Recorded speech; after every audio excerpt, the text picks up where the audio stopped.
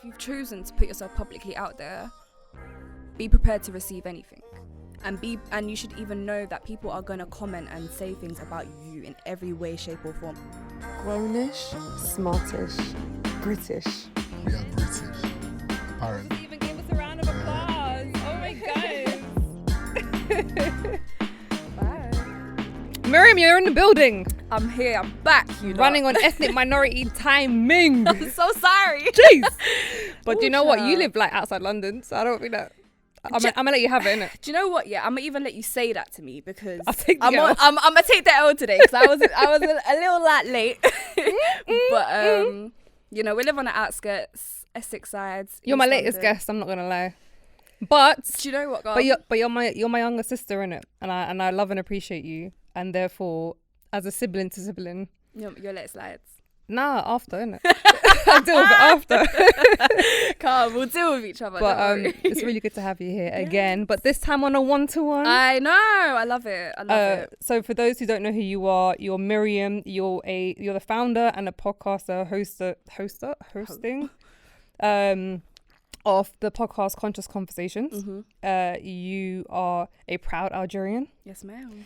Are you still a boxing instructor? Yeah, still do boxing coaching. We still directing? Yes, we're doing Amazing. projects. Wicked. Nothing coming out too soon, but we're That's planning for cool. the next year or two. So yeah. Amazing. And basically we met on the Domino Effect podcast. Yeah, Well, apparently both of us were cancelled. is it? Do Do you know what it is? Yeah. You were cancelled harder than me. I think I've actually been cancelled 3 or 4 times now, Swear. but I haven't seen any of it. So I'm cool. Like everyone just comes to me like, Miriam, it's going off, it's da da da da, and I'm like, because I don't pay attention. I don't care. Have you ever been tempted to pay No, attention? I don't. I actually genuinely don't. I don't even read my own comments. I'll just go through and like them when I see it comes up. But that's it. So even if it's a negative comment, you're like, Yeah. Why not? Why yeah, not? we'll get into that. I'm not Yeah. gonna lie. But yeah, basically we were on a podcast together, Domino Effect, Mm. and we were talking about interfaith relationships. Yeah, interfaith and whether culture it and works stuff. or not, etc., etc. And then there's a couple of conversations, and then TikTok went off, and at the time I wasn't on TikTok like that. Right, But neither. them lot were telling me there's heat, and there was a lot of heat on you, and it's always for the wrong reasons, like Of course. the way you look or the way, and they miss the point. They don't want to listen. They just want to pick what they want. But before we dive in, I start every single episode with, I guess, your favorite quote or something that resonates with you the most. And would you like to share yours? Yes. Funny enough, I remember when Hebz messaged me and asked me, I was like, guys, I don't think I have one, because I've always said that I don't like to live my life by a 1-2 quote. Of course. Or of like course. have that be, and I feel a lot of people get very attached to something that especially has meaning to them. So mine is, for the sake of the conversation, is God will never test you with more than your soul can bear. Like 100%. that is like my thing. That's something I've always thought about. I think about it every day, highs, lows, whatever. At the end of the day, like I'm a woman of God. So I think you're like Yeah. the third person to mention it on this podcast, yeah, because a lot of people tend to use either biblical ones or like things from the Quran or Hadith, something that actually resonates like on a deeper level beyond the. But for me, I like to also dissect other quotes, not that the things I live by, but things that are relative and reflective, like just Right. allow you to think a little bit. but that's literally my point. Like for me, when I Yeah. think of that, it's a reminder. It's not that I 100%. live by that or it's something that I strive or understand. It's like, okay, cool, this has come back into my head, this particular quote. Why? It's a reminder. Keep 100%. going. Is there anything in particular that recently or that you can remember where that quote or that feeling kind of sunk in, where you're like, all right, God only gives me what I can handle? Yeah, the past 6 months, child. Really? Yeah, man. Like sometimes life will put you in situations or in predicaments that you never would have expected, never thought you don't even know how to handle it when you're there, because it's so out of left field. Okay. And I think those things don't occur too often, but when they do, it's kind of like a reality check. Yeah, it's a slap in the face. Yeah, and it's like it's cool. humbling. And then, you know, sometimes you just gotta go back to God and let it be. Do you know what I mean? Is there anything that you want to talk about? No, not wrong. Not a moment, but we can get into it. All right, cool. Yeah. So, do you know what? My quote didn't even upload on here. The mother trucker, you know. No. It's fine. My quote was, you may soon realize that your losses were really wins in disguise. Yeah. And I think that's something that a lot of us struggle with. We don't want to see beyond what we're feeling. And I think I've spoken about it quite a few times on the pod, and I think it's because I always say L's are W's, because eventually whatever that feeling is that you're going through, upon reflection or with time, with healing, with growth, with wisdom, those are all real gains. And you're grateful that you went through this experience, and you're grateful that you had to face that hardship, because it may be like even like a loss of a parent, for example. At first it's just like a punishment and it's overwhelming, but then eventually it's like it brought me closer to God. It brought me to my next chapter, and it's just like it never gets easier. Grieving never stops, but it took me somewhere and unlocked a next level of pain and next level of appreciation to purpose that maybe I would have taken for granted because I got my family around me. No, 100. Do you know what I mean? 100%, yeah. So you are in the heart of the media. So you are in the media. If you're not doing your own projects as a director, you are physically in them, i.e. your podcast. Yeah, of course, yeah. What's it like in regards to being you're a young woman? Yes. You're not as hella old as me. You're a Muslim woman. You're North African. You are, I won't say hijab, you don't like it. Yeah. But you cover. Yeah. You're a modest dresser. Yeah, dresser. Yeah. How does that feel like when you're in your environment and your element, in the creative world?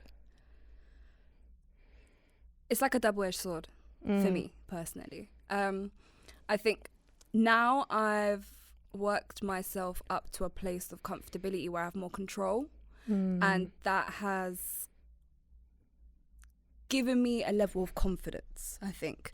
Okay. I think prior to that, when you're trying to figure it out and you're still building and X, Y, and Z, not to say that I'm not still building, I most definitely am, but in those early stages, trying to, find the right people to learn from and maybe take on mentorship or just be in certain circles or go into certain events and whatever, you can very much feel like an outsider.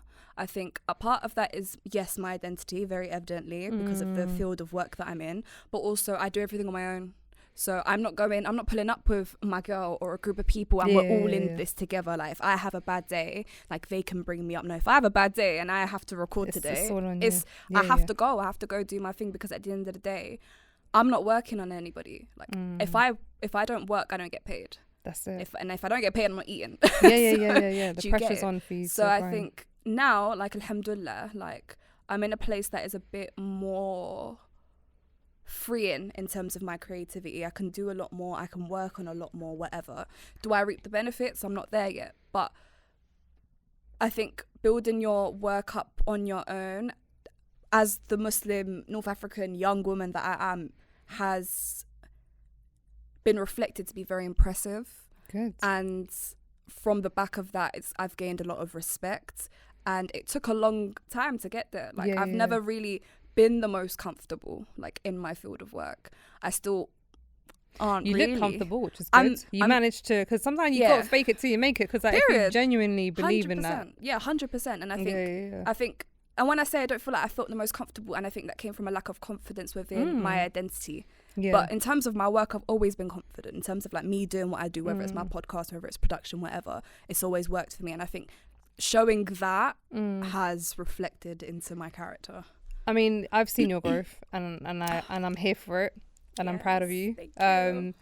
And for me, I think, like, you mentioned respect, and you mentioned that, you've managed to get yourself in a position of confidence, and it's being uncomfortable. Like, in order for you to get confident, you have to be in uncomfortable situations, right? And you got to put yourself out there and be a bit vulnerable. And being vulnerable can be like being in a place where you stand out, or maybe you're the youngest, or maybe you're the only Muslim there, or whatever. Yeah. But how has it, when you say respect, has that been just within the industry, or do you feel like more and more Muslim people are supporting you when it comes to it? Because I feel like that's the double-edged part that I'm struggling with. Because I think the industry definitely sees me now. Like, I'm very much in the industry's face. So I think with that, the respects come along. I think when it comes to audience, I think that's a different ballgame. Like, what I put out there is what I put out. It's like a final piece of project, and once it's out. Like after that, how people take to it is up to them. I think the Muslim community in particular is always hit and miss with me. like always. And I don't think that's something that's gonna change, because when you speak about, or not even when you speak about, when you represent something that has so much depth and meaning and perception, right? Everyone takes to certain things differently, even if it's within the same belief system. So how I might represent myself or portray myself, it might not necessarily be taken by the best way, the best way through somebody else, but those same people that believe in the same thing might absolutely love it. So for me, it's like, when it comes to audience, I only really take to what they enjoy and what they don't enjoy, and then off the back of that, like, it's up to them. Like, I don't want to fill my head with that. Do you know what I mean? It's hard because obviously everyone's got, like, so let's just say we're all of one faith, we all have different cultural understandings 100%. and our own perceptions of how things should be. So I think it's one of those things where if you did pay attention to the negativity, then you're literally like, it's almost like you're constantly losing to an extent, because you feel like just when you're doing great, someone shuts it down heavy, and it's just like, but you're ignorant, but the voice is the loudest. I agree, but that's why I don't even go there, because at the end of the day, I'm not here to feed into that. I'm not here to, I know what I'm here to do. I'm going to do it and leave. Do you get it? I'm going to do what I want to do and go, and do what is your mission and go. Like, when you think about your podcast and the next steps of what you're doing, what would you say, like, your main focus is about yourself? Career-wise or just personal? Just like because obviously everything you do, like, with, I guess both, but I guess like with you as a person, you are your own brand. So with Conscious Conversations, like, where is it that you're taking it, and where you kind of feel like, all right, tunnel vision, I'll take on the great feedback, I'll take on the criticism that's worthy of it, but I have an end goal. What, aside from obviously the monetizing element of it, like, what is it that you want to use your voice for, that you feel? Ultimately, my simplest answer is I want to help people. Amazing. Like, I want to get to a stage where I can just, like, reach the masses and help people. It might not necessarily just be through podding or presenting or through a show. Like, I make documentaries. I'm a filmmaker. I want to travel around the world and document and be in them as a presenter and just go around and do things. Do you know what I mean? Like, if I have so many goals, even just for this year, it's just all about being better and, like, keeping my focus just centered. And, you know, like, and don't let yourself slip out and fall into all the negativity, because it will make you forget who you are, and it will make you forget your focus, and you'll start doing things in an empty manner. Do you know what I mean? Just to do them, just to push out the content. But it's like, where's the real heartfelt? Where's your heart? Your heart's not in it. You got to have real essence behind it, because otherwise people see through it as well. They're just like, 100%. what's she talking about? Whereas when it comes from your soul and you believe in it, and that's your material and that's your baby, people feel that vibration and just like, she's cool, man. She's cool. Man, come on. So you were recently on a podcast. You invited Tayarti Experience. Yes. Is it Tayarti that's in plain? Well, it's Tiaret, which is a place in Algeria. Okay. But then I guess when they translate it into like a French or an English version, it will be Tiariti. Tiarti. Yeah. Okay. Because Tiarti to me in Arabic was a plane.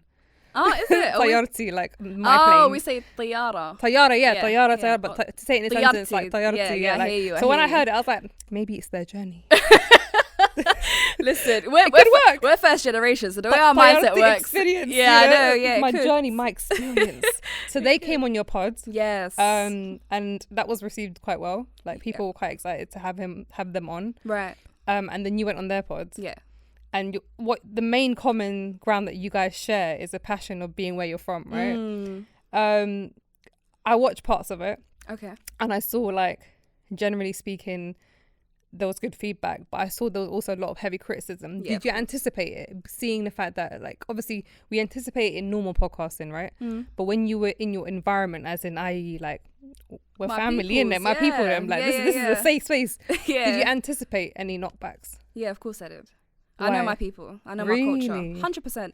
I know my people. And do you know what it is? It's like, I know my people so well is that I haven't even looked at the comments and I already know what they would be talking about. It would purely be external. Yeah. It wouldn't be anything that I've actually said or an opinion. It would just purely be external. Or why she sat like that, or why she dressed like that. Like, I made a joke on my platform one day, and I said, you know, when I go back to Algeria, they call me half hijab because I don't cover my neck, or I don't wear my hijab properly according to the book. And we made it into a joke, and then people took that and run with it and started being a bit more aggressive in the comments. Because then they see it as like you're basically embracing it, and you're like mocking it, not mocking it. Or how would you say they perceived it then? I think they just took it as, oh, so like you already know that this is how you're dressing and you're comfortable doing it on camera. Do you know what blows my mind when it comes to this? And What? I'm sure like you share the same thing. It's just like, brethren, you have your own journey. Like we all have our own personal jihads, our internal battles. And the fact that you've taken a step, when I say you, as in the people who are commenting so audience. nonchalant, entitled. So it's like, we all have a journey, and the fact that you've chosen to take a step in the right direction according to our understanding, surely that's enough credits for you.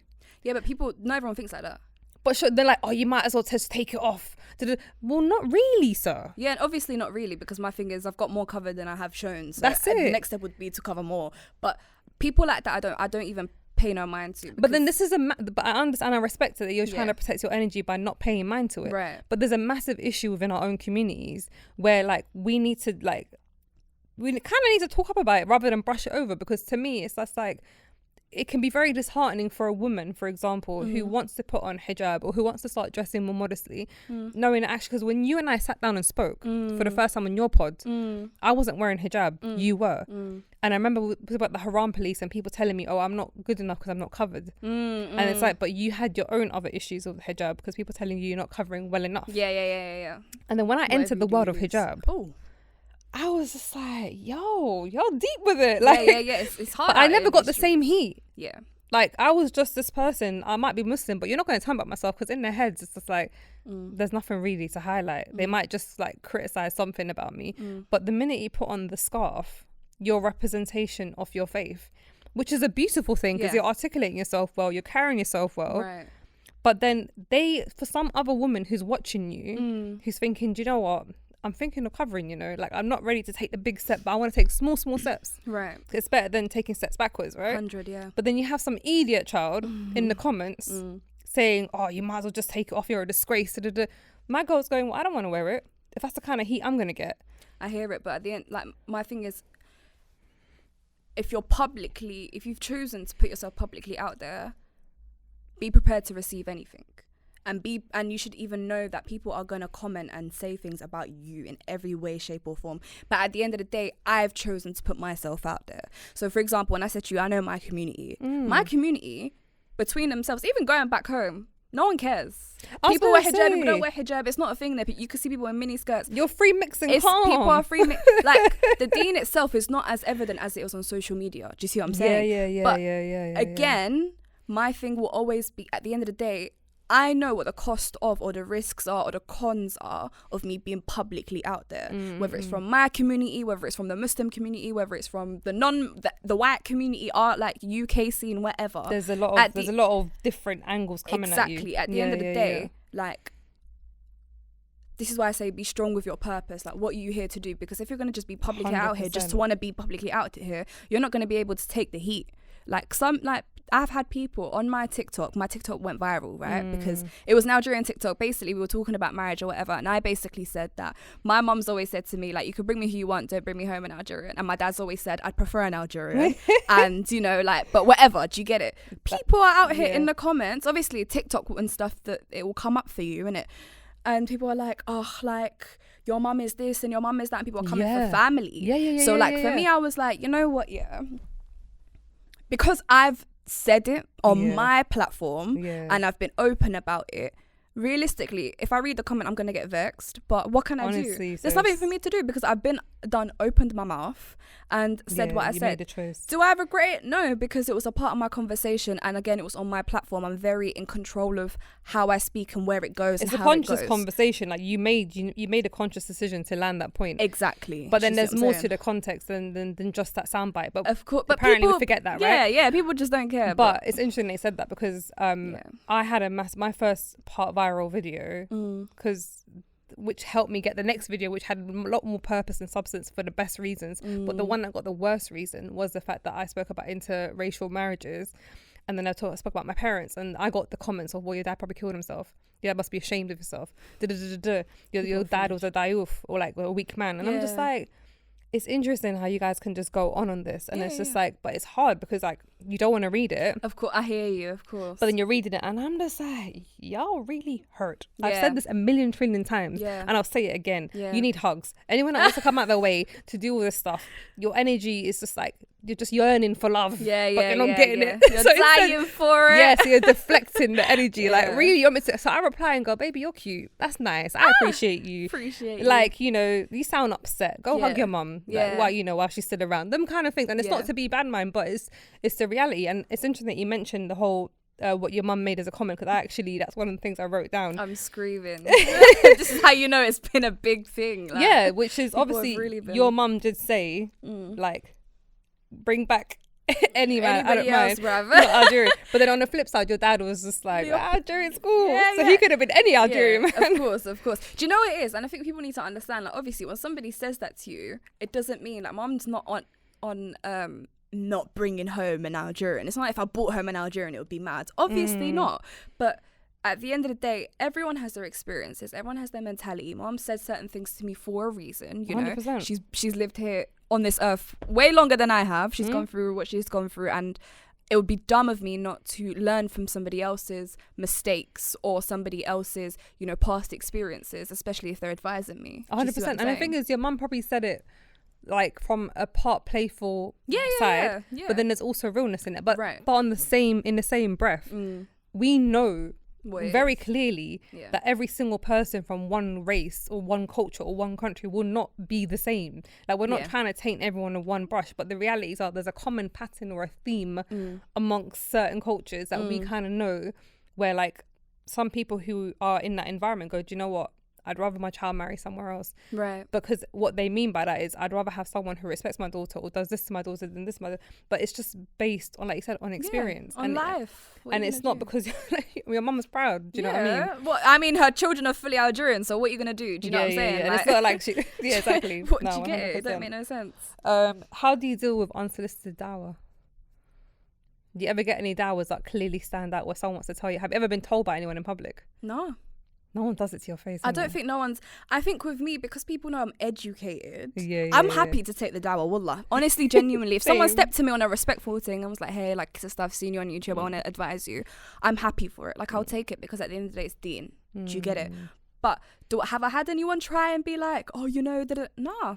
No one said anything to me. I don't know why. But the reality is, because face to face, they won't say nothing. Yeah, of course. I'm actually intrigued. Have you ever had any comments from women? Like, see, I know you don't read your negative comments, but have you actually received any negative comments from women? In general? Yeah. Yeah. Really? Yeah. I think in general, the women, because my viewership is majority men over women. Yeah. So I think the women that do watch my podcast either really agree with me or really disagree with me. But what kind of things do they disagree about? I'm just quite interested. I've never had much negative feedback from women, because I think I'm quite despite, you know, me evidently being a bit more modern, you know, working and having my own I'm still quite traditional in the way that I think, and I still believe in a lot more traditional roles. And I think because a lot of people can't understand how you can have that balance. The balance is always there. Yeah, like, people don't understand that you can have that balance. You know, they disagree with it. They'll be like, well, you're doing this, and this, and you're starting your own thing, but you want to speak about, like, a woman staying at home or da-da-da-da-da. Do you know what I'm saying? Like, whatever. Do you know what I mean? 100% you can be traditional and of still course. be a modern, educated woman. Yeah, man. Because people think if you have two opposing opinions, you're... But are they really that opposing, though? They're not, though. They're interlinked somehow. Of course they are, but to the general public, to the people that are not intellects within conversation, they all think it's just, oh, you're a hypocrite, or you're, you know, juxtaposing yourself, or you're... And I'm like... Do you know what? If anyone comments, you know what you should do? I beg you, go watch the full episode and subscribe, innit? That's what I do. I'll just be like, do you know what? You just watched a minute of it. Yeah. I encourage you to watch the rest of it, and feel free to, like, then give me some feedback. Yeah. Because they're just, sometimes it's just like, the more they watch it, I'll be like, do you know what? I take it back. I remember one girl went off on one about another guy on my show, and then she said, just watch the full episode and let me know. And she went, oh my god, I take all my words back, you know. And I said, my god. And she's like, yeah, it's just it's a snippet. I said, but snippets are there for a purpose. Right, they're there to sort of, like, intrigue you a little bit, to trigger trigger your feelings it's a little trigger. bit, like not necessarily in a negative way, or just to get you thinking a little bit. So it's just like, always watch the damn episode. Yeah, of course, always. So on a negative we spoke about, on the positive, do you feel like, obviously your position that you're in, whether you like it or not, you are somewhat a role model? 100%, yeah. Whether it's for a younger generation, women your age or older. When did you become conscious that actually, whoa, hold up, certain women are paying attention to me, and like they're taking what I say on board as truth? I think I had that consciousness prior to me even starting, because I've had that in general. And I'm very, very particular and aware and very careful when I give advice, because I know people take to what I say. So I've always tried to carry that within my work. Now, if I'm sitting down and I'm recording for 3 hours, there might be 2 hours in, I might say something that probably wasn't the best, or, but it happens within conversation. Yeah. Now, to say that my intention isn't always there is a lie. Yeah. Every time before I film, like, I know how I'm going to go into it. Like, I almost mentally prepped for it. Do you know what I mean? Especially because, again, some people will take any little thing you say as gospel, even if it's That's not the advice. reality, yeah. Do you know what I mean? Not even like, and that's outside of someone that is consciously just listening and taking it in. Like, someone might listen to something and you might just say this one sentence that it was just a random thought, and they've taken that and they've run with it. Yeah, not 100%. Do you get what I'm saying? Not So, 100%. I'm definitely as conscious as I can be. Yeah. I'm definitely very aware. Something I've always said, my biggest fear is misguiding people, misinforming people, stuff like that. That's my biggest fear. Do you ever give yourself disclaimers before you speak sometimes? Do you ever feel like, snap, let me just give a disclaimer before I land this point? Sometimes, yeah. So I'll look at the camera and be like, you lot, this is just my opinion, innit? Or I'll be like, I'm just going to say this, don't eat me for it. Like, That's it, 100%. Because you are still a human being. Like, of course. Regardless of what faith you follow, regardless of your background, we still have our own opinions. We're still personalities. So when people go, that's not Islamic, or that's not appropriate for a woman, there is no one way of doing it. Do you know what I mean? And how you speak and how that lands and how it resonates is a very unique way. The same way, like when I started podding, before I started podding, the reason why I started podding is because when I speak, people listen. Yeah. And then I had to really take heed of that and think, what can I do to make sure that I'm using my voice purposefully? It's a very heavy responsibility. It's an extremely heavy responsibility, because even up until last night, I had some girl on my DMs, like proper, like, and I that's why I'm getting into like life coaching with women, because I literally, for like maybe the last 5-6 years, women have been in my DMs, they have been asking me to have phone calls with them, to meet up, and they're just like, Hebz, I'm going through this, and you talk about this and it resonates, and I realized, like, I got to be mindful what I want to speak about. 100. As much as I want to jump on someone's podcast and we can talk nonsense, but that can either taint me, make me less credible, because I am trying to be like very resourceful, do you know what I mean, and very useful, and me just kind of just talking stupidness won't be gainful, like it won't be useful, but then also that person might watch me and then take that as their truth. Yeah, of course. So it's long, I'm not gonna lie, to an extent, but it's so worth it. Yeah, and at the end of the day, you can only control what you can control. If you've controlled it to the maximum, people are still going to take it and run with it. Do you know what I'm saying? You'll never get it right. Yeah. Like, as long 100%. as you know within yourself, I actually like made the intention to be very conscious on this episode because of the topic or whatever. Like, even if it still goes left, like, halas, you've done your bit. What can you do? Have you ever had to G-check yourself on something that you said? I don't think so. Do you know what it is with me? Yeah? I don't care. Like, because I just don't feel like, I feel like I don't speak without purpose. Like, if I'm going to bring something up, but you know, sometimes we get a bit loose with our tongue, and not in the sense of that we'll say something outlandish, but we'll say something like a bit too lax because we're so comfortable in the conversation. 100%. And we're like, about that. That's happened to me. Don't get it twisted. But I just, my thing is, at that point, if it came out, it was supposed to come out. Do you get it? Like, if something is just in me and I've just said it, it was supposed to be said. How have your family received, or even like your whole support system? How have they been about the idea of what you're doing? Like, obviously, like your conscious conversations, who you're sitting and talking with. Has everyone received it quite well? Yeah, my mum, you know, she watches the episodes. Like, bless her. Yeah. She'll slap it on TV. Do you know what I mean? Like, she'll watch the episodes. My dad's not really involved. I don't think he knows or cares enough to really be involved. Do you know what I mean? He knows what I do, but he's not invested. yeah, like my siblings are excited all the time. Do you That's know what I nice, mean? that's And I nice. think because I'm the oldest, Yeah. them seeing me do that is almost like, yeah, that's my sister. Like, That's nice. do you get it? So having that as well, you know, because everyone goes through their moments and their times, and sometimes you're like, oh, like there's no bread in this, like, or like, oh, like I'm drained. Trust me, I've been doing. sis. Let me tell you. Listen, Trust me, we sis. broke. We really Trust are me, broke in sis. these streets, and we're dishing out money just to If anyone fund wants our to send stuff. us money, if you want us to continue with our conversation, Trust me. y'all better. Oh, I put my cash up. Raggo. I put That's my a cash great up. idea. I said, if you lot want to help fund this And it's real thing, talk. I'm unemployed. I'm Yeah. unemployed / self-employed / freelancing. Like, No, freelancing life is hard. it's still. like I live the life of a starving artist, and because my heart is in my pod, that's the main thing for me. Like, at the end of the day, I've got people that are willing to support financially that want to just do it because they watch my thing. But that's it. So, like, do you know what I Do you know mean? what? I might try to sing still, you know. Listen, 'Cause cash people- at me. The hell? The cash will appear right here. Period. But I agree, because at the end of the day, like when people say Hebz, like, I literally love everything you do. I'm like, that's cool, but the love's not gonna really keep funding this. And like I said, someone said, "Oh, are you monetizing?" I said, "Right now it's charity work. Right now it's free counselling. But soon come, inshallah, we can pray." Inshallah. But then it's true, like it's like genuinely, like it's about people investing in a situation, and because we're not doing the very obvious certain podcast where like it's mainstream, it's gonna be all the clickbaits and all that kind of stuff. It's not gonna come as quick as other ones. Do you know what I mean? Yeah. So it's just about pacing ourselves and just being authentic to who we are. 100%. So your mum doesn't mind you marrying a non-Algerian. She prefers to marry a non-Algerian, but really and truly, just for the record, if a great Algerian comes her way, She'd love him off. she'll be like, That's like her son. because then the reality is same culture, same whatever, Same language, same language. The everything. banter's sick. Yeah, Like, let's face it's it. levels. It's I absolutely. swear my husband misses out. Like when we're laughing, he's just like, I think I understand. Yeah, you see, that would like hurt my heart a little bit. I'd be But like, it "Oh, is what it is, isn't I it?" hear you. How important is it for you to like, because we spoke, so when you came on my episode, I think it was last year or a little bit over, we spoke about culture and faith and Yes, the we difference did. between the two.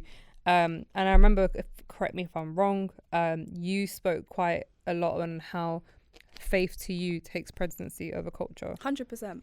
Has that shifted at all? Has it become more present and more prime in your life as you've gotten older?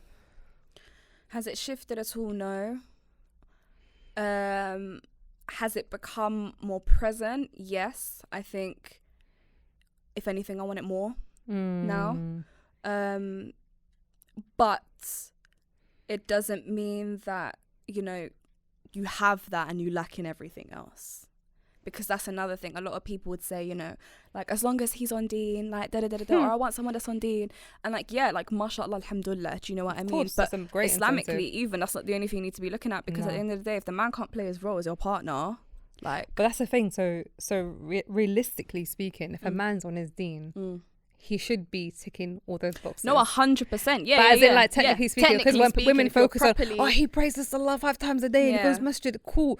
But then, like, as a man, like... what else? Yeah. So, like, when you truly follow, like, the Quran and the Hadith and the Sunnah or whatever you practice as an individual, like, you start understanding your role as a woman and you understand your role as a man. 100. So you know how to serve your woman and you know how to serve your man. And it's just like, people, when they fixate on, but he prays, but then he disrespects you.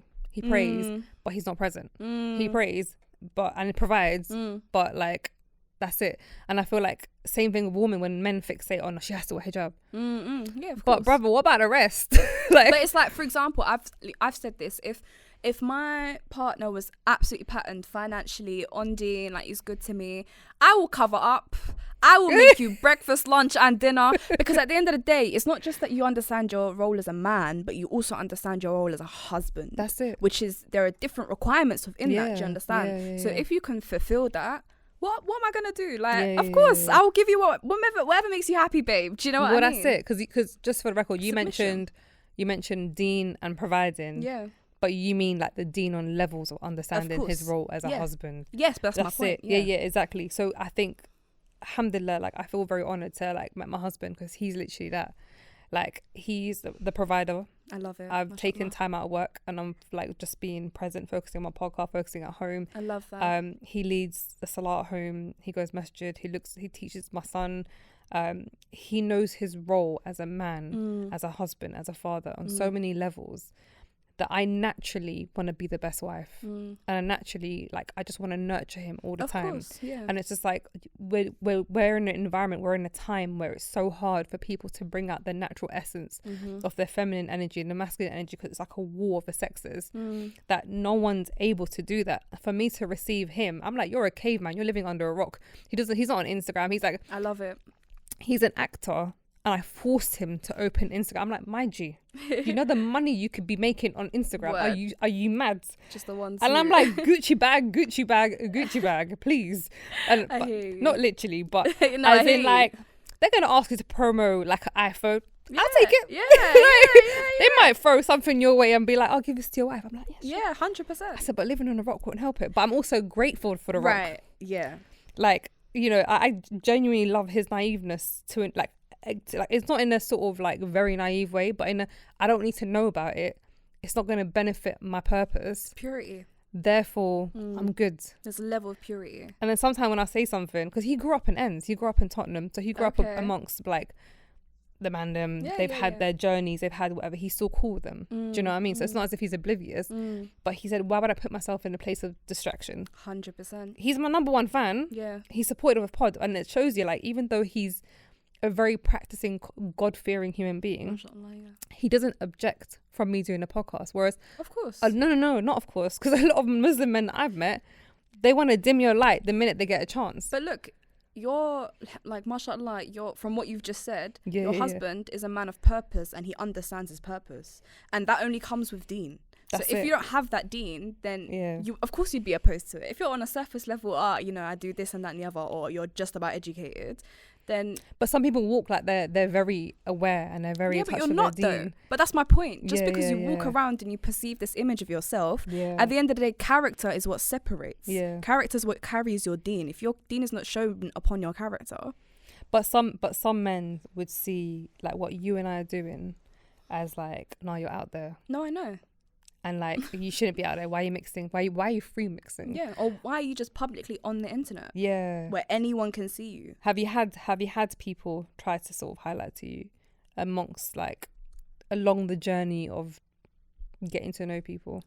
I've not had anyone say anything to my face again. But when I say, this is also why I say, like, I know my community, like I know my families, I know how people are. Like, at the end of the day, as an Algerian or North African, like young Muslim girl that is just publicly out there, it's not a thing. Like, even within our culture, the women that are publicly out there, whether it's through like influencing or like the industries, creative industries, they're all grown. Yeah, They're all big like women. 40, 50 plus. Do you know what I'm Yeah. saying? Like, I'm so glad you out didn't there say with a bag 30. of kids on Yeah. their second or third husband. Do you get what I'm saying? That's how it Girl. is in Algeria. Yeah, But yeah. they don't have like younger people who are a bit more spiritually conscious publicly out there. Yeah, The yeah, people yeah. that are publicly out there represent a whole different thing. Yeah, yeah, So when yeah. they see, oh, like, you're also my peoples, but you're putting yourself on the same caliber or Yeah. being on the internet with all these people, oh, you must be like that. Yeah, yeah, That's yeah, just yeah. how the culture works, innit? Yeah, But that's yeah, also yeah. how people work here. So it's just Mm. like, at the end of the day, I know there's people that will forever have a problem with me being on social media or Yeah. me being publicly out there. Whether anyone has the energy to actually come and sit me down, no one's actually come and sat me down. I don't know if it's just because of the rate of my work or like how long I've been doing it for. Or Yeah, I think whatever. also because maybe you've not put yourself out there. Like when I was getting to know people, like on Islamic dating apps and stuff. They're not dating, on Islamic apps. yeah, Getting to know each other apps. yeah. They were like, oh, I love what you're doing, but I don't think I can because you're bait. I said, am I bait sitting on another man's lap in some club, or am I bait trying to have a purposeful conversation to try and help lessen ignorance and like let's deep things? Yeah. They're like, yeah, but still, like, I love it. It's sick, man. But Yeah, don't loads of know. people they don't want their wives publicly out there chatting to random man, which I understand. so where does that come from? What do you think? If it's not Islamic, where does that come from? I think that's just a man wanting to, like, men are territorial. Whether you're Muslim or Christian or you believe in God or you don't.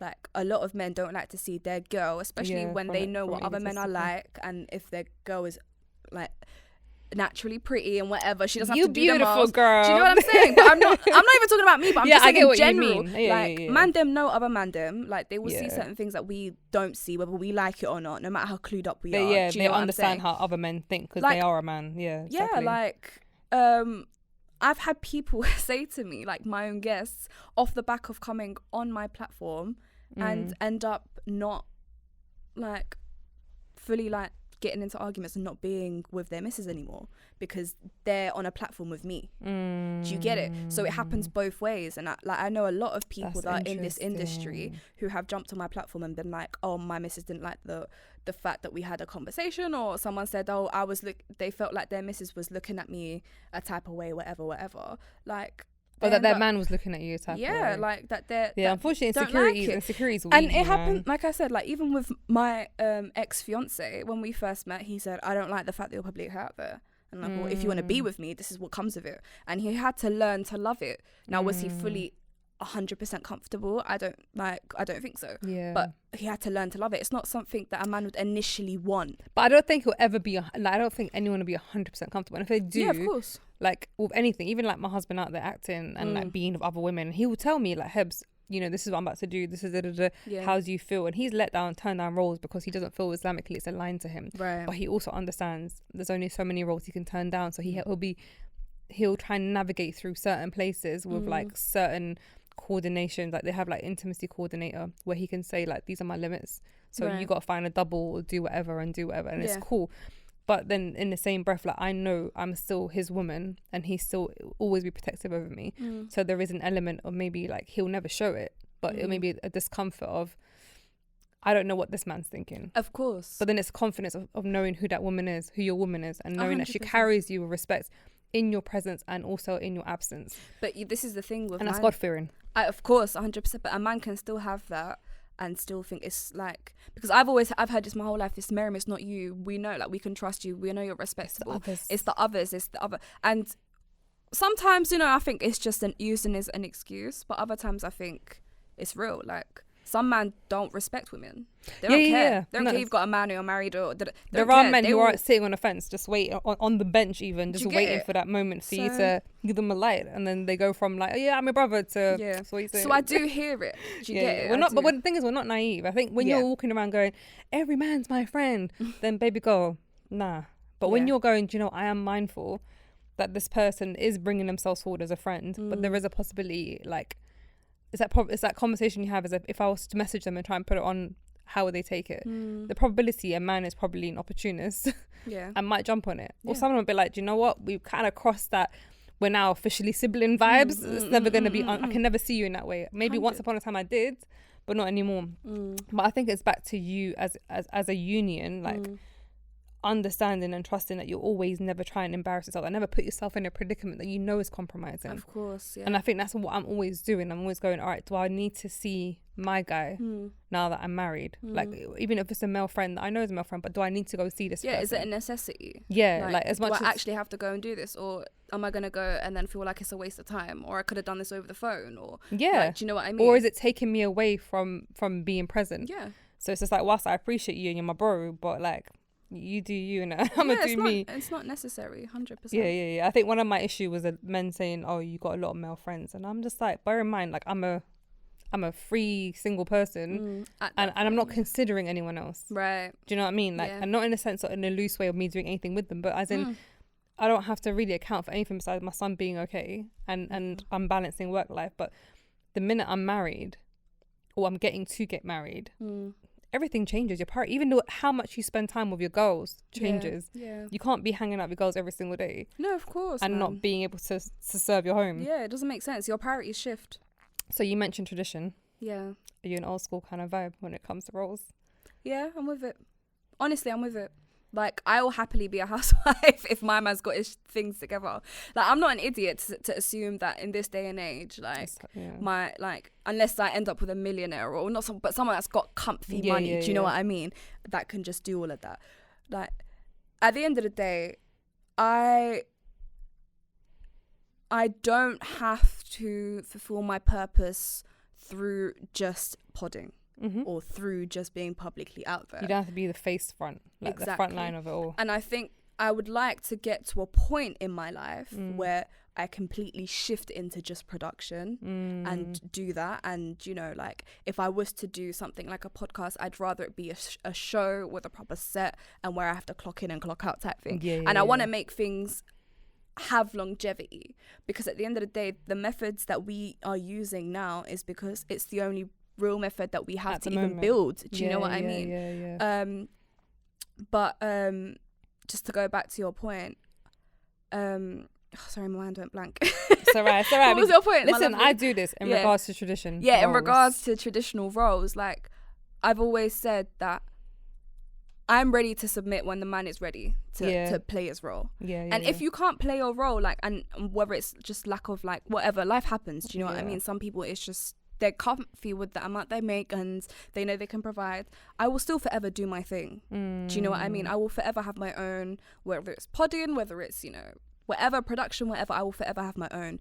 Now it will change in terms of dynamic or how I do it or and where how I do frequently it. you're doing it. Like my frequency won't change. Like you never know, because once you become a mum, you might be going, do you know what? No, I of need to course. invest my energy elsewhere. No, of course. Like I think that's separate. It would never change because my career will never be determined by somebody else. It'll Do be you know always what your I mean? time. It will be on my time. Like I took a 4-month break a couple months ago. Do you know what I mean? I just ghosted for 4 months. I was like, guys, I'm not uploading, I'm not doing anything. Peeps. I needed a mental break. Do you know what I mean? But I'm back 100%. And it's off of my own accord. It will never be off of somebody else's. All the pressure to do so. No. So what serves your soul when it comes to companionship? Like, what do you feel like? Obviously, like Meriam 2 years ago and Meriam you are today, do you feel like there's been like growth within you where you're really understanding who you are and what really serves you? I think what serves my soul in companionship, understanding is a big thing. Not just each other, but also understanding yourself is very important. Respect in any way, shape or form, not just like between us, but like within like people, everything, like how you are around people, that's how you very conduct important. yourself. Like how you your demeanor, everything. I would also say somebody that has their head screwed on, you know, someone that's doing things not just for his family but also for himself. Like I don't want a man, not that I want a man anyways, but like in terms I don't need no man. Well, ciao. But don't worry, but like, we'll talk about what serves your soul. Do you get it? But in terms of, I think a man needs to be motivated within himself to want to do better. And the family is an additional piece of motivation because you have someone to do it for, or something to do it for. Do you know what I'm saying? It's that purpose and self-worth by default. Right. But if that's all you have and you don't have it within yourself, it can be problematic down the line. 100%. It could be. What's going to motivate you? Right. Yeah. And I can't be your cheerleader every day. Do you get it? Like I can't. It's the need to want to always be mentally stimulated and driven. And if your drive is, I need to just provide, and therefore you're in some survival mode, then if that provision is no longer required, then what will keep you going? And it's just that wanting to be stimulated. 100%. And I think because the way that I am as a woman, like, you know, I want to build and I want to have something for myself, for my children, leave a legacy. Like I want something greater for myself.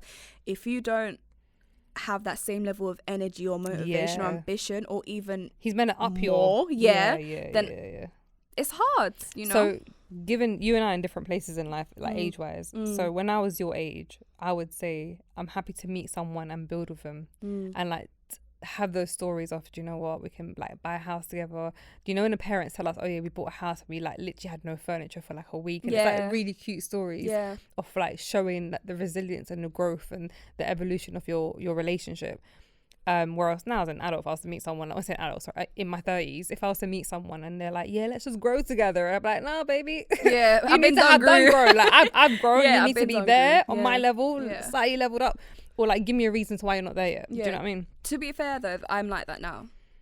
I think I've always been very for, not just open to, but I've been very for, like, let's grow together. Like we can both come from the mud. Like I come from the mud, so how can I judge you for coming from the mud? Like, and we grow together. But I think it comes to a certain point, and I think it's just because of the way I am mentally and how I am with my life. I kind of would like for you to have taken a couple steps prior to me. You can be building and we can 100%. You don't have to find a product. We're never a but final from product. scratch. child. It's hard, isn't it? It's hard. It's hard. Yeah. And again, like, I think if someone Go had on. a reason to why they've gone a few steps back, like yeah, life that's different. If That's life different. happens, is life is happening. Yeah, but yeah. your ball needs to be rolling. 100%. You don't have to be all the way there. Yeah, you don't No. have to be, but your ball needs to be rolling. Now I'm gonna help you push that ball. Do you get what I'm saying? Yeah, I feel you. So, what are your red flags, and what makes you go, or what makes your heart go, ooh wee?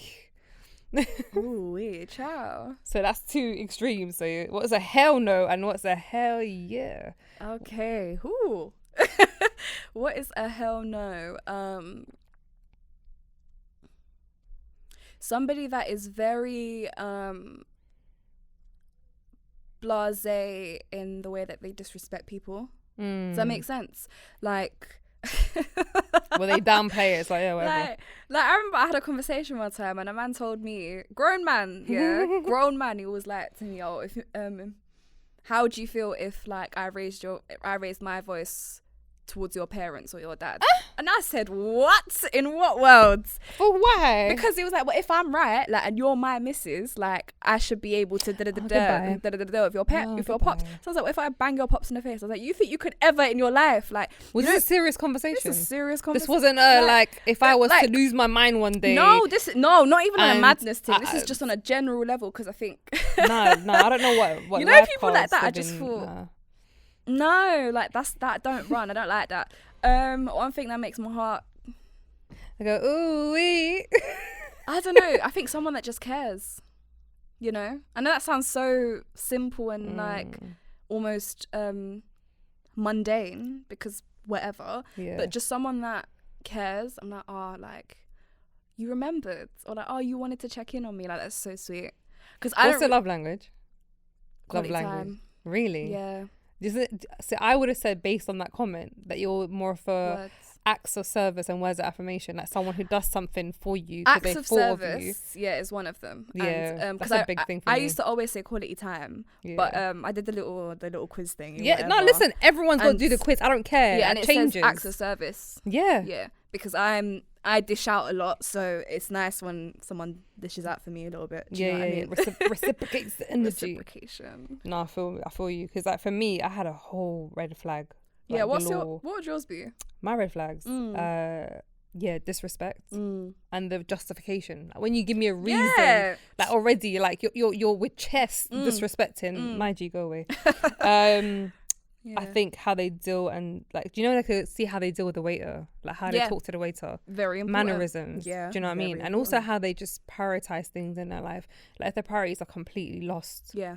I'm just like, no, I can't Yep. help you. No And stability. when you're at a certain age and a certain point in your life and you're still trying to like make time for faith, to me, I get it, like sometimes we're hit back with life experiences, but when you're truly like, yeah, so I try and go Juma like maybe like once every few Right. months, or you know, I try and pray 5 times a day, but then obviously I have to respect that everyone has a journey. You Of might have never course. prayed before, Right. but when it's like I'll never miss a football game, Yes. and I will make sure work is patterned so that I do not miss a kickoff.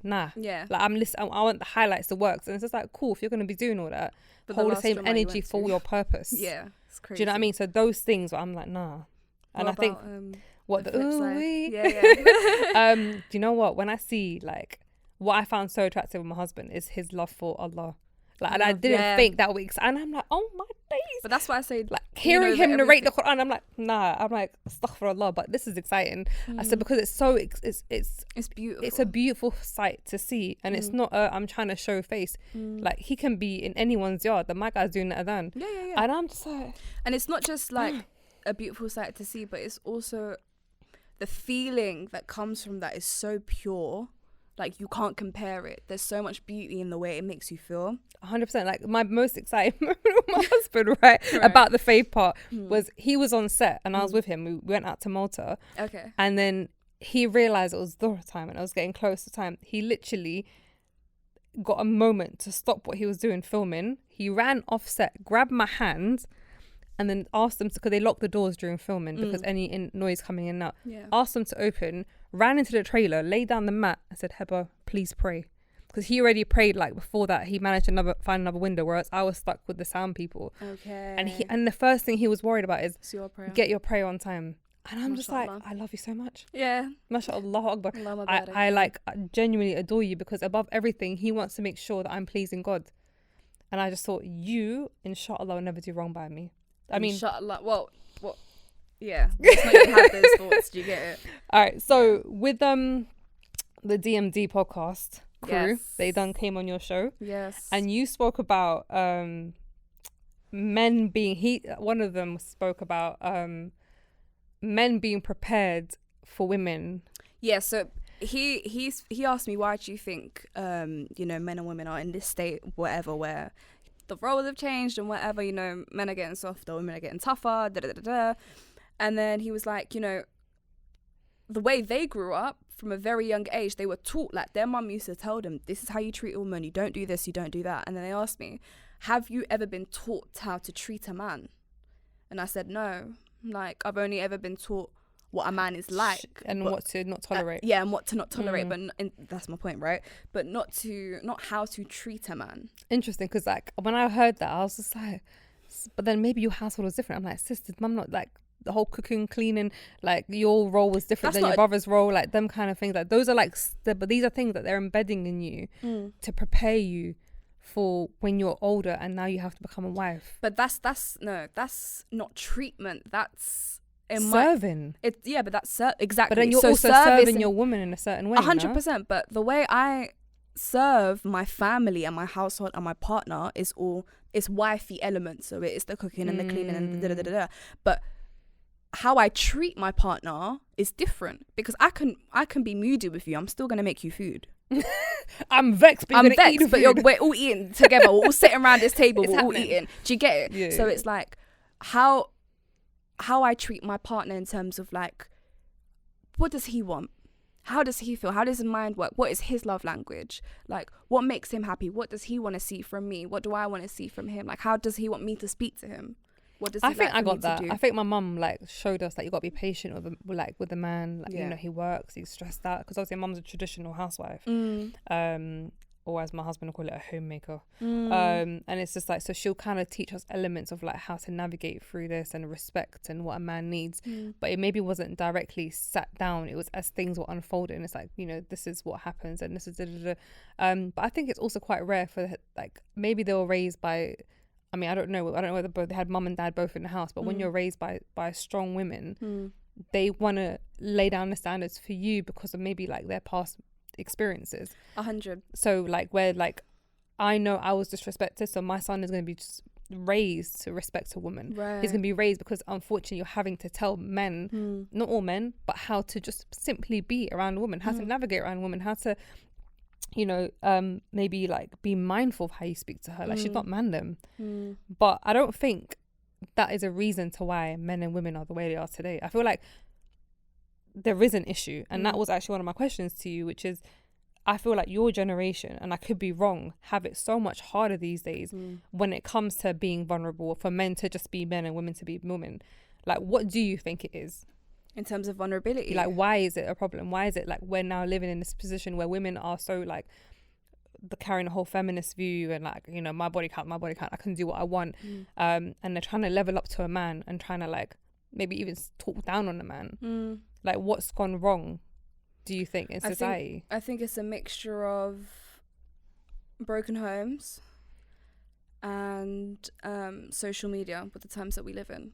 I think, I come from a broken home, like my parents aren't together. That might be a reason as to why I never had those experiences. I've been working since very young. So, for example, in my household, I've always worked. Like, my sister would do the cooking and the cleaning and the da-da-da-da. Like, that's not been me. Like, I've just been working my whole life. Like, because you're the older one. Because I'm the older one, but it's not to say that I can't or I don't do it. I can cook, I can clean. No, but you're in survive and provide mode. But you get it. I mean, I've been in survive and provide mode just because, like, my upbringing wasn't very nuclear. Right. So I have a different way of seeing things and seeing life and whatever else it may be. So on a social media element. Yeah. So from that household, if this is what all you know and you see, and then social media amplifies everything. So you might see a nuclear family and think this is the way it's supposed to be, or you might see, you know, single dads and seeing how they cooperate and that's the way that should be, and you might see single parents. It all comes down to when you're young and you're on these platforms and you're on social media and you're scrolling and whatever of our generation. All the subconscious. Whatever is most familiar to you, whatever you understand the most, is what you're going to attach yourself to and grow from. But what And if that's that's something that what if that's what you're holding on to? Let's say you're in a nuclear family, but you're seeing all these other people showing other things, representing other things. So you have women who are like female rappers talking about like do you and whatever Right, and how what self-love looks like, and you know what power looks like and what womanhood looks like. So sometimes doesn't that shift your narrative where you're thinking, all right, maybe I'm a bit too old school, like where tradition is a bit embarrassing, a bit of a taboo, and actually like being an empowered woman is the way to be. Yeah, but I don't see that as a difference.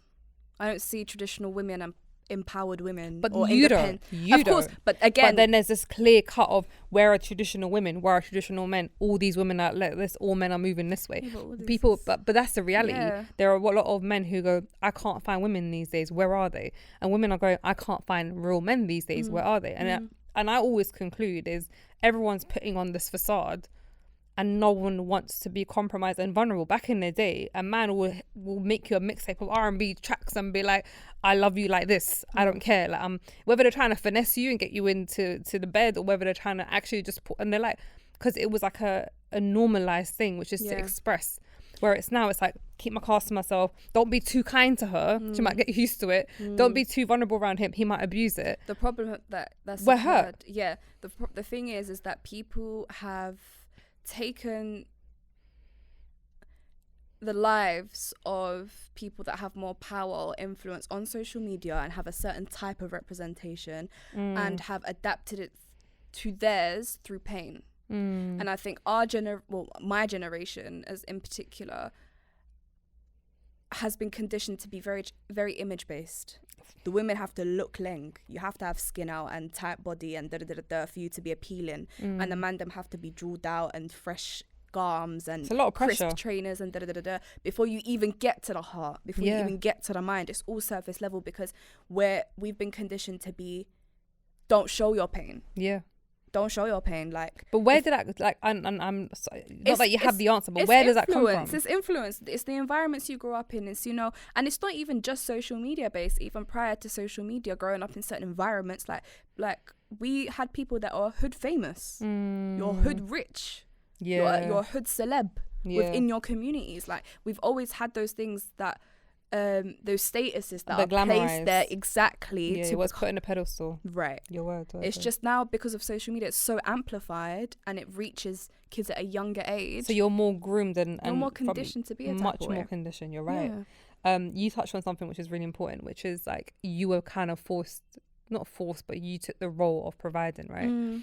I never had to worry about it. I worked part-time jobs because that's what we did, innit? As soon as you went to uni or like as soon as you got your national insurance number, you're like, yeah, that's it, get my first job. Yeah. And like, what do I want to buy? What do I love right now? Kicks. I'm going to go work for JD Sports. I'm going to work for Foot Locker. I'm going to go work for whatever. But it was just always just to spend it. Do you know what I mean? Like mum and dad provided. Dad provided. Mum was a homemaker and we just had money. Right. But like when I was faced other cards, I was faced with a divorce, and therefore I had to go on survival more providing mode, and I had to be like, so where you had that strong woman from young, I took on that role maybe when I was younger, but not wholeheartedly, but I had enough foundations of being at times the man of the house when my dad was absent. But then when I had to become a mum and I had to provide and there was no option of failure, I had to become that woman. And some people then see it as, this is where people think you can't have a two. They see like, right, you're strong, you're providing, you're this, you're very educated, you're very knowledgeable. I don't know if you want to be a wife. I don't know if you want to, like, maybe you need someone who's weaker than you. And it's not realizing just because you have those skill sets or just because you're able to adapt, that actually you don't mind submitting, you don't mind you don't mind compromising on certain things. Right. And actually, if anything, I want you to take the load off me. And I just feel like there's something that's not going right in society. Of course. Where like men are being told if she's too strong, there's don't nothing really left for the man to do. Yeah, There's not nothing realizing that some of these women would love for you to just take off that load, because we're strong more times because we have to. Because if we crumble, then what are we going to become? What kind of, and how useful are we going to be as women? And also, if we crumble, who's going to help us? Because people want to say, you know, a man will be there to help you and da-da-da-da. If a man was there to do what he was doing in the first place, half these women wouldn't be in these positions, or wouldn't have the cards dealt the way they've been dealt. Do you know what I mean? And that's when I always start the narrative when they talk about, oh, strong women. I said, yeah, but where were the men in the first place? Why did women have to become strong? Right. Like, if we were all traditional and we're all playing our roles, and men served each other, men served women the way they should serve them, and women served men the way they should, and there was true understanding and respect, we wouldn't have started this cycle of single motherhood or single parenthood, because there are single fathers.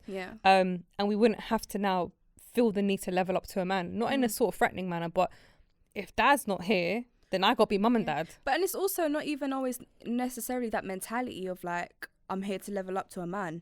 I'm here to provide for my child or my siblings or my family, which you might see it as leveling up to the man, because as a man, you're coming from a perspective that this is his role. But if the person isn't present, I'm not just taking on their role. I'm taking it on with a purpose of, I have kids. You have to fill the gaps. I have to, exactly. 100%. I don't want to just wear the man's cap and be the man. Like, if I wanted to be the man, I would have been the man in this generation. Do you get what I'm saying? As if I can't do that. Do you get what I'm saying? Yeah. And the thing is, it is sad though that some of us have had to man up so much in that sense that we actually can be quite alpha, but not in this. I mean, don't get twisted. There are women who are super alpha in the most toxic manner, and they've taken it on to a point that's so aggressive. But there are also women who've had to take on the alpha energy because there's no environment to allow them to be feminine. There's no environment that's allowed them to tune that in. Like with my husband, I had to like allow myself, and I warned them, like, I'm not used to someone providing. I'm not used to someone doing this. I'm not used to being vulnerable. I'm not used to like crying in front of someone. So I said, it's not me being passive or me being whatever. It's just it's an alien territory to be in.